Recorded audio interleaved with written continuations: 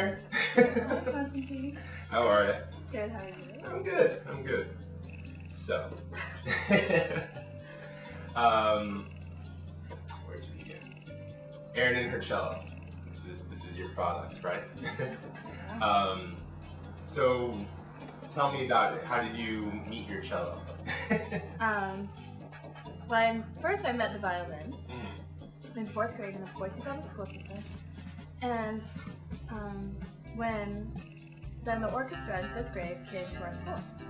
So I was listening to the orchestra and watching, and I was like, there are 20 of those, and why are there 4 of those? And I just started listening, and I discovered that I wanted to play the cello instead of the violin. So I told my violin teacher that I wanted to switch to cello, and he said no. So in like rebuttal, I would play my violin like this all the time, and then he said, well, okay, you can play the cello if you take summer school. And I said, no, I don't want to take summer school. I was in 5th grade. Why should you be punished? Right. So in 6th grade, we got a new violin teacher, or a string teacher, and I told him that I played cello. Nice. And I'm really surprised that I did that, but in actuality, I just did. Yeah, So, you fudged your resume. I did, but good thing I did. Oh, yeah, okay. I would have quit. So how long have you been playing it cello? 19 years, Wow. 18, how old am I? This is my cello.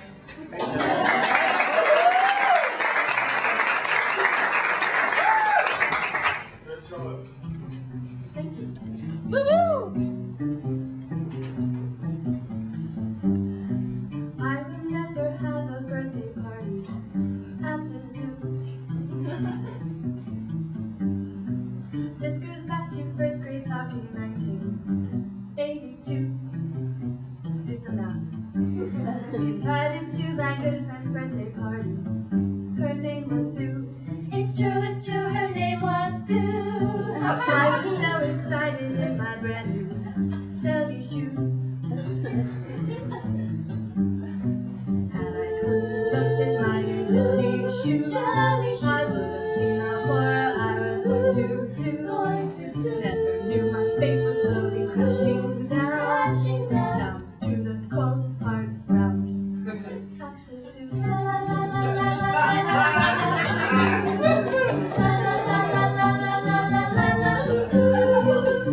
Some parents lined up at the entrance of the zoo. All the other children hadn't seen my new jelly shoes. Sue was pretty jealous, but she didn't think I knew. After all, this was her birthday party at the zoo. Sue's moms were in the distance far away. We were free to ogle at the cabaret. Sue was joyous, bossing us displayed her tats. In our virtual nanny wildlife habitat. Suddenly Sue had us running through a town of wild birds. Suddenly, I was leaping through a bunch of wild birds. And suddenly, I felt like I was flying over stupid birds that never learned to fly. Suddenly, I was landing on a little birdie's head. Suddenly, I was crying. She had killed a birdie dead at the zoo.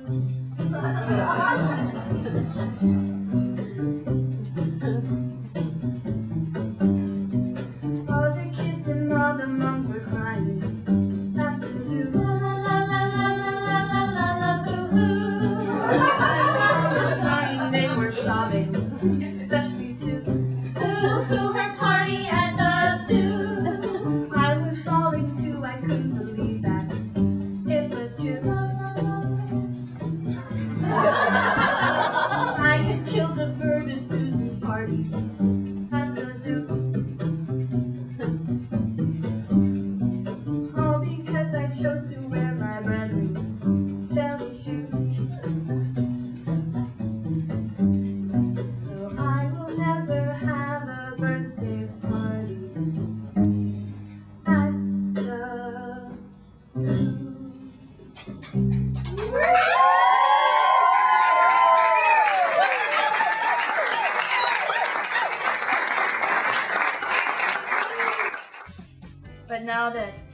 it's like sort of come full circle, and I have incorporated all of my talents into one, which is really exciting.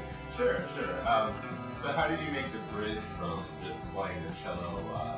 Were you playing classical music, or? I started playing in bands. I started playing as a singer-songwriter with David Clement, Lady Rock, and I was accompanying. So what happened was a reading series, a dramatic reading series called Tuesdays at 9, asked me if I would perform by myself, because I would play with David Clement there, who was beautiful. So I would just accompany David's songs. Was it anyone venue? We played at the Sidewalk Cafe. He took me to Chicago. I played at the Steppenwolf Theater. Okay. With Brady Rock, I opened for Elliott Smith. He did, which was pretty much a pinnacle, very high, and North Six, and then in Philly at Chicago. So I'm still in the music circuit as a cellist in the small underground independent type singer-songwriters in New York City. But what happened was Tuesdays at 9, this reading dramatic acting forum where they showcase new works of theater. They always have a musical guest. So I said, Erin, will you play by yourself? And I was like, okay, I'll play a Bach cello suite or something. And they said, no, you have to write it. So I wrote 2 songs, and one was cute, and one was funny. And the Irene song. So they started laughing. I thought the opening line of the song, the audience. And I was like, this is fun. I was scared to death. Sure. I was shaking. I've never done that.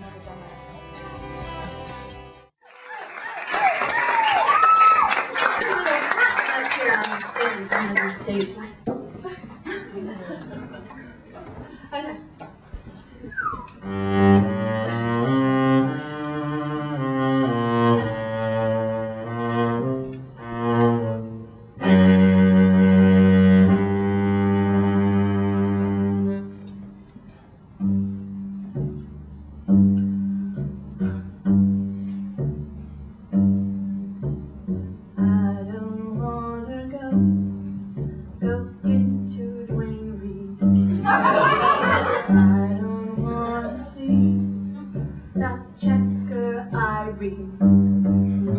She's probably cute and could be silly, but it never fails. All I see are her nails. Irene, she's the checker at Dwayne Reed.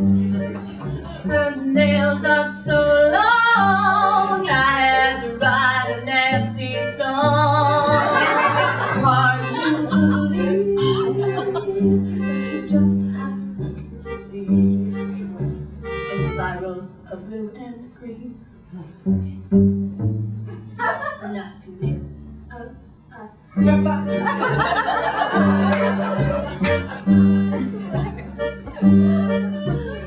I saw those nails, they made me feel sick. They twisted all around like those suckers on a stick. If you stretch them out straight, they'd be 3 feet long, 3 feet of disgust. I better stop with this song. Irene, she was a checker at Dwayne Reed. I don't know for how long, because I had to stop going. I'm sorry, Dwayne Reed, but I couldn't bear to see the blue and green spirals, those nasty nails of Irene.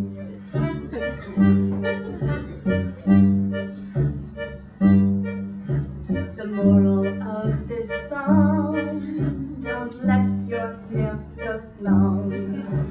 See, I keep mine short for music and sports. But say you decide to throw the clippers aside, all of your things. That is the end.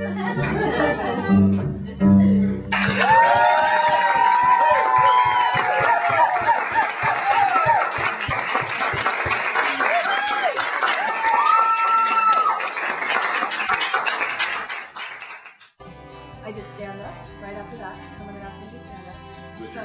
So I said, can I take my cello? And you saw that. Yeah. So again, I was just throwing stuff out. At Stand Up New York, on the Upper West Side, to Liz Furtado, a show called The Big Two Visuals.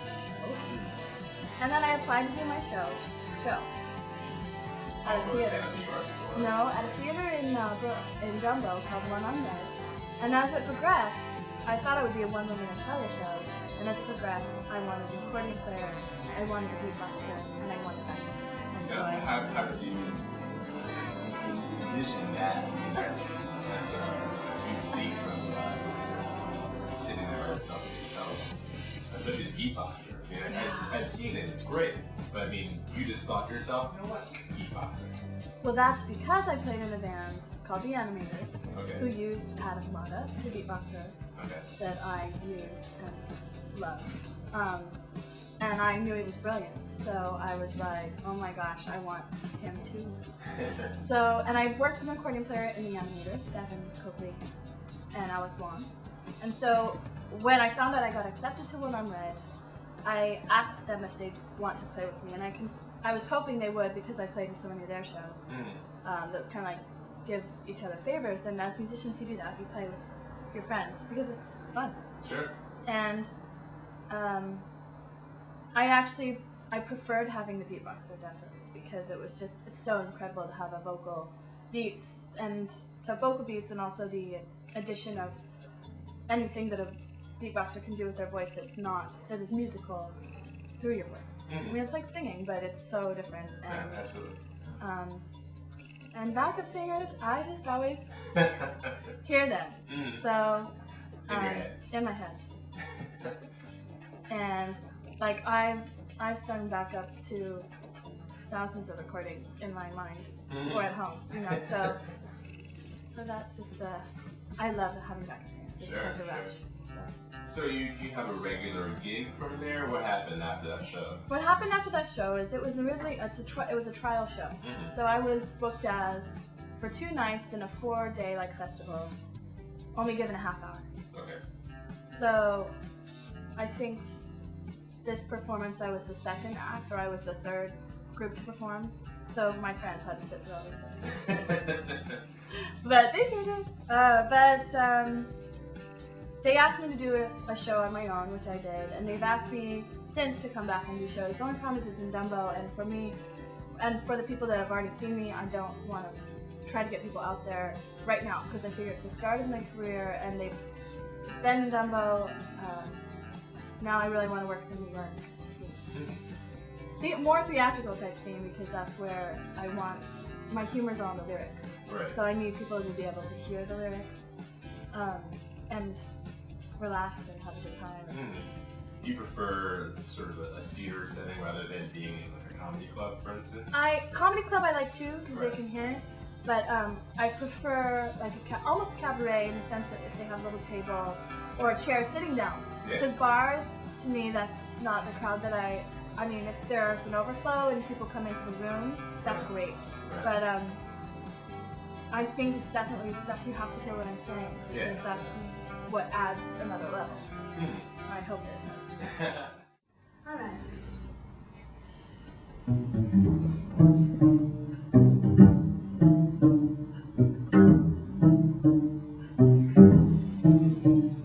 There's a breakdancing man on my subway train. I keep trying not to watch him, 'cause I don't like to get changed. Touch me, teach me, Mr. Dancer, but don't you get too close, 'cause your moves are really freaking, but you smell really gross. $2 a ticket is all that you pay. Watch out or you'll miss him. He is dancing today. day. Did he take a shower? I guess no one knows. He has so much power. If you don't breathe through your nose.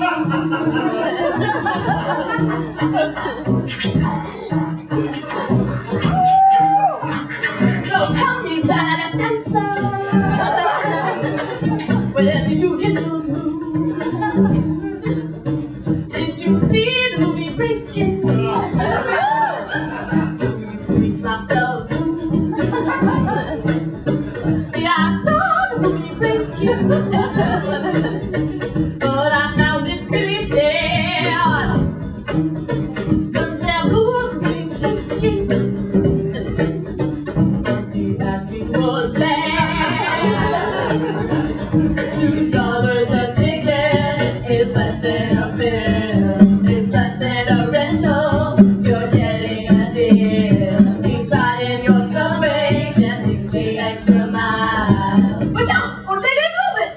They're doing the inchworm down the aisle. Breaking it down. Whoa, up, whoa, up, up, up, up, up. Dancing man. Take it out.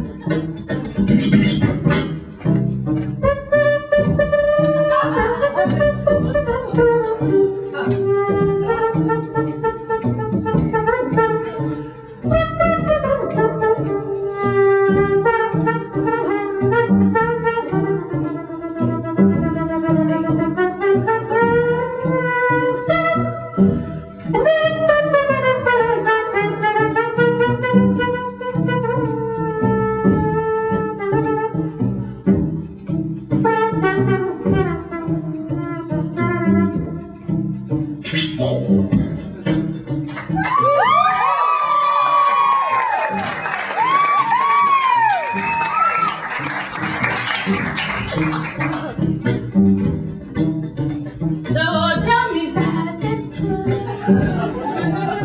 just how old you really are. 'Cause I think my mind is changing. You're a subway superstar. So please just keep on dancing through the train trains every day. 'Cause I just might get lucky and see you dancing today. Break dancing man. It's a break dancing man. He's rocking my soul great. That's my break dancing man. Ow!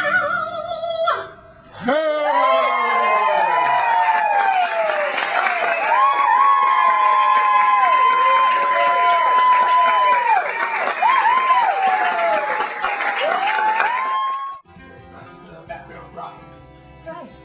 except for the metal songs. That can be background rock. And what's so funny is the last show I did was a big show. And I was, wailing. And people were like, that song is great, but we didn't understand. Like, we couldn't understand everything. Right. Because plus I'm singing really quickly. Oh, sure.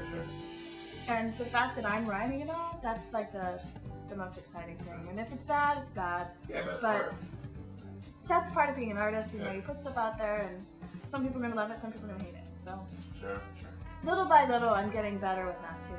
I mean, like, I've gotten a lot of great feedback, but I still know that it's okay if people don't like it. It's okay. I love working with incredible musicians because now I'm working with Nick Mancini, a vibraphone player who's amazing, and he loves my music, and I'm like, what? So I got to play at Joe's Pub. Did I tell you that? I was a special guest with Martha Plimpton and Julian Fleischer on a show that they did at Joe's Pub about a month ago. And that was how I met Nick Mancini, the vibraphone player, and he heard one song of mine and said he loved it. So I was thrilled because high praise, and also it brings my music to such a different level. And it brings it more into a musical, into a music category, I think, versus comedy. And I mean, I'll be in any of those genres. I mean, the fact that I can sort of combine both, like by doing stand-up and having gigs at established music venues is like dreamy. Oh, Yeah. Dreamy. It is! it's okay, you get excited about it. So, I'm so excited. And I feel like it's what I'm supposed to do, which is really exciting. And you have a website? I have a website, erinandcoachella.com. I have a mailing list now on my website. Okay. That's the latest edition. Mm-hmm. I have shows that are always posted on my website. You have to scroll on my website. Don't forget to scroll around because I don't want to give away the secrets, but if you just look at the home page, you won't think there's anything more. So you have to scroll around, but I think people are smart enough now to scroll. And then you can sign up to be on a mailing list. And as far as right now, I don't have any music online because I'm working on that. I'm trying to get some songs recorded, and I'm looking into ways to financially back that up. That's about it. I'm still a baby. So you're taking donations, so you're saying? I'm taking, yeah. Oh, yeah. Yes. Contact me through my mailing list and say that you would like to donate. Really, I should be saying that. Yeah, good. Cool. Embarrassing. Oh, that's fine. No idea. Yes, donations are welcome for Erin and Nutella. www.erinandnutella.com. Cool. Well, I think that'll do it. Will that do it? Thanks very much, Erin. Thank you. Thank you so much. Yeah, no problem. My pleasure. Best of luck with your show.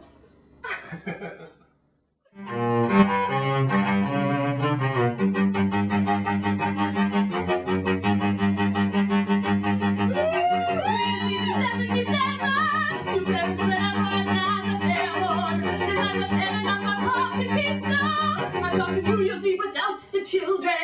Yeah!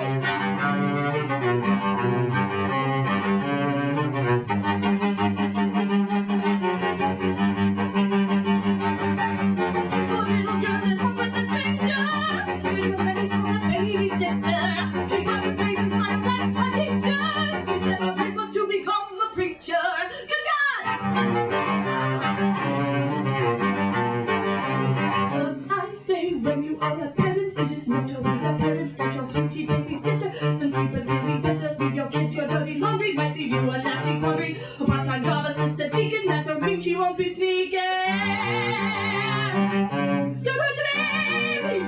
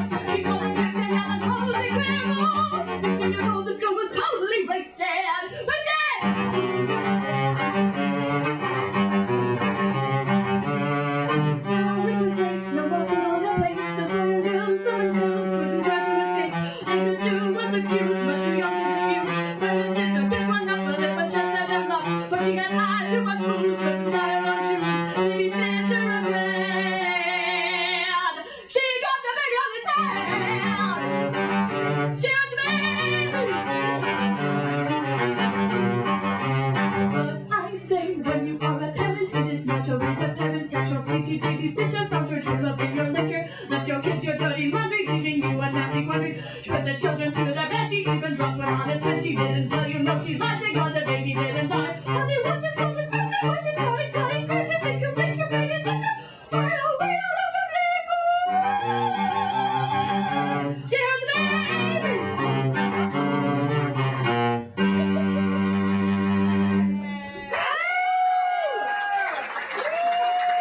Let's hear it for Erin and the Cello.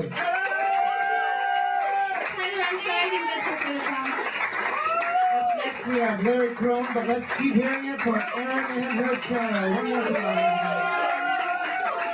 Thank you for coming. Very nice. Thank you, Sidewalk.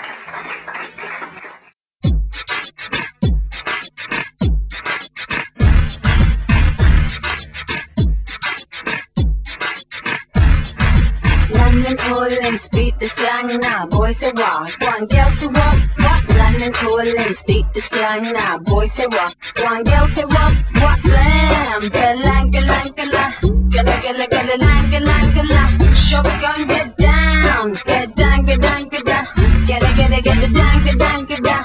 Too late. They're dirty. Can you not shoot my feet? I'm not kidding. Or should I go wash them off? No, I'm dirty. I have dirty feet. Excuse me. I'm not kidding. I don't want dirty feet on film. That's horrible. I've been wearing